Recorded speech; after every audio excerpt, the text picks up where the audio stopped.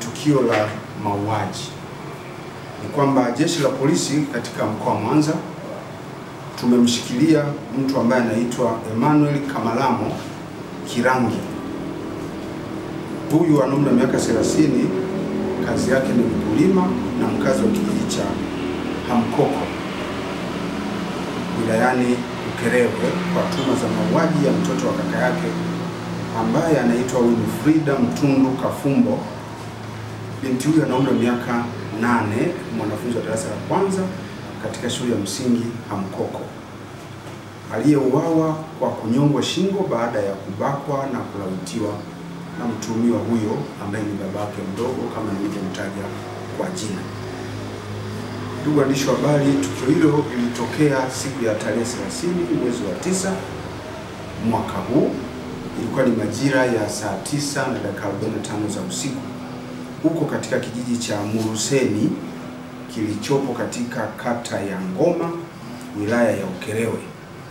Tukio hilo limetokea wakati ambapo mtoto huyo alikuwa amelala katika chumba pamoja na wenzake, ndipo huyo mtuhumiwa alimchukua mtoto huyo na kwenda kumfanyia kitendo hicho cha ukatili nje ya nyumba aliyokuwa amelala huyo mtoto. Na wakati anamfanyia tukio hilo la kikatili, watoto wengine aliokuwa amelala nao huyo mhanga walikuwa wamelala usingizi, kwa hiyo hawakujua kitu chochote ambacho kilikuwa kinaendelea kutokea. Ukatili aliyoufanya kama nilivyosema, alimbaka yule binti kisha kumlawiti na baadaye akamnyonga kwa kutumia shuka.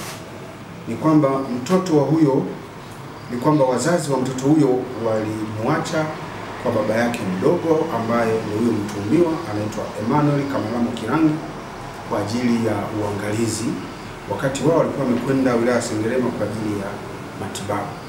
Ndipo mtuhumiwa huyo alipata nafasi ya kumfanyia vitendo hivyo vya ukatili na baadaye kumuua kwa kumnyonga kwa kutumia nguo aliyokuwa amejifunika, na alifanya kitendo hicho ili kuweza kupoteza ushahidi wa ukatili huo mkubwa aliokuwa amemfanyia mtoto huyo ambaye ni mtoto wa ndugu yake. Mwili wa marehemu umefanyiwa uchunguzi wa kitaalamu na tayari umekwisha kabidhiwa kwa ndugu zake, yani wazazi na ndugu wengine kwa ajili ya taratibu za mazishi.